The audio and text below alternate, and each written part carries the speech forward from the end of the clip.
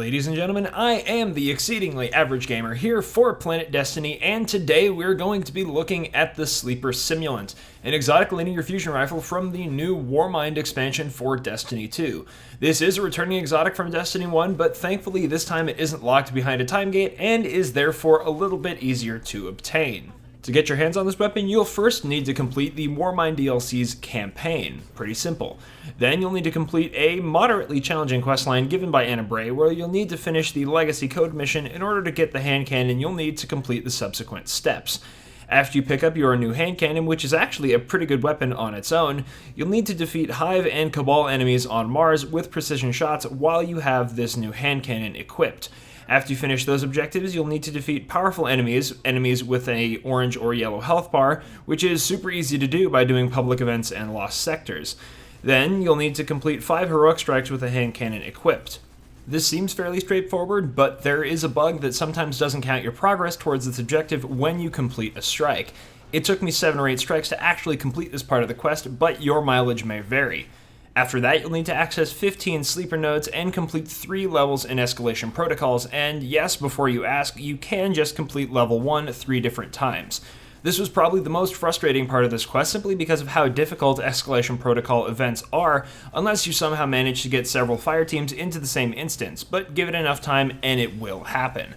Lastly, you'll need to complete a high-level version of the Will of the Thousands story mission, which may seem impossible to do solo, but is really more an exercise in patience than anything else. After you're done with that, return to Anna Bray, and there you go, your very own Sleeper Simulant. Okay, so let's give this thing a little bit of a closer look. The intrinsic perk is called Dornröschen, I hope I'm pronouncing that correctly.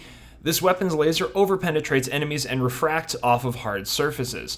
Next, we have polygonal rifling. Barrel optimized for recoil reduction, increases stability. For the magazine perk, we have Flared Magwell, optimized for fast reloading, slightly increases stability, and greatly increases reload speed.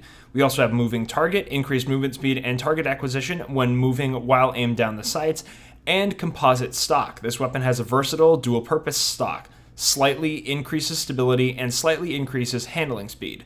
The flavor text for this weapon is Subroutine Ikelos, status complete, Midnight Exigent, status still in progress. So now then for the million-dollar question. Is that long and fairly difficult questline actually worth it? Short answer, yes. Long answer, yes. So to get it out of the way, this weapon did get a couple of retunes from its appearance in Destiny 1. Its magazine did get a little bit of a nerf and is now sitting at 2 shots rather than 3, and the beam doesn't stay a singular beam anymore after collision with a hard surface, but instead splits into multiple beams like a shotgun. However, neither of these things really offsets the absolutely colossal damage that you can put downrange with this weapon. Each shot of this weapon can deal several times the damage of a shot from a high-impact sniper rifle like the Show of Force, hitting nearly 30,000 damage in the right situations. In my hundreds of hours in Destiny 2, I have yet to find another power weapon that can output as much single target damage as quickly as the Sleeper Simulant, other than maybe Merciless, though that weapon has its own set of drawbacks. Speaking of other weapons, why might you want to use the Sleeper Simulant over other power weapons? Well, let's take a look at the most likely competition in single target damage for the Sleeper Simulant, which are rocket launchers and sniper rifles. Rocket launchers like Sins of the Past, which is arguably the most versatile rocket launcher in the game, have the advantage of doing their damage in an area around their point of impact, giving you a little bit of insurance that your rocket won't entirely go to waste if you don't score a direct hit.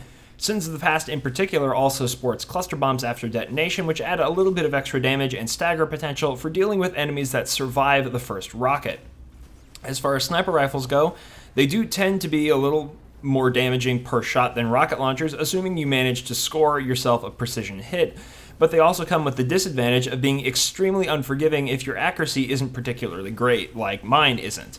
Technically, you might do slightly more damage overall than the Sleeper Simulant, especially if you miss a precision shot with the Sleeper Simulant, but sniper rifles do usually take significantly longer to do that damage, and even longer if your target's moving around because you have to realign your reticle for follow-up shots.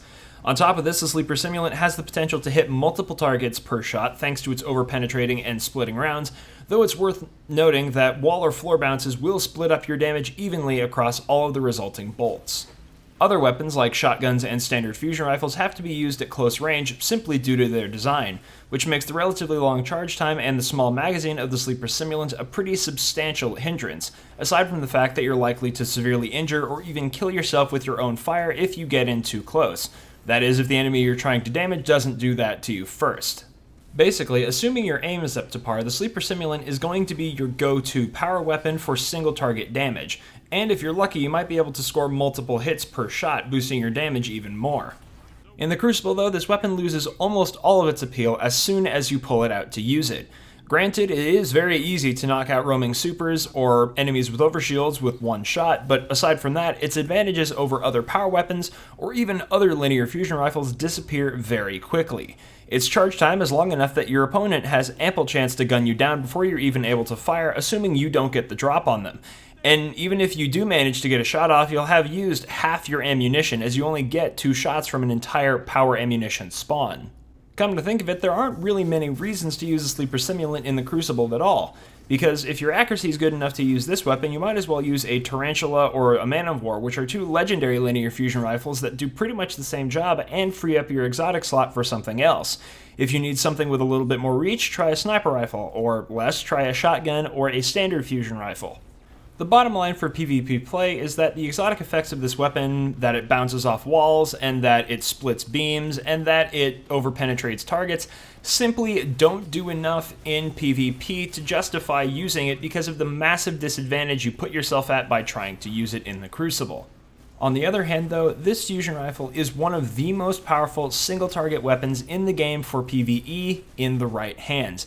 If your accuracy is good and you have enough patience to acquire it, I think it's well worth the grind. And that should just about wrap up this review of the Sleeper Simulant from Destiny 2's new Warmind DLC. What do you guys think? Have you managed to get your hands on this thing, or are you still working on it? Go ahead and comment below. If you'd like to check out my personal channel, which will have a link to that in the video's description. I actually recently bought myself the collector's edition of Destiny 2 for PC, so hopefully I'll be posting a lot more videos with TBL and some of the other guys from this channel. Until the next time, Guardians, I have been the Exceedingly Average Gamer, signing off.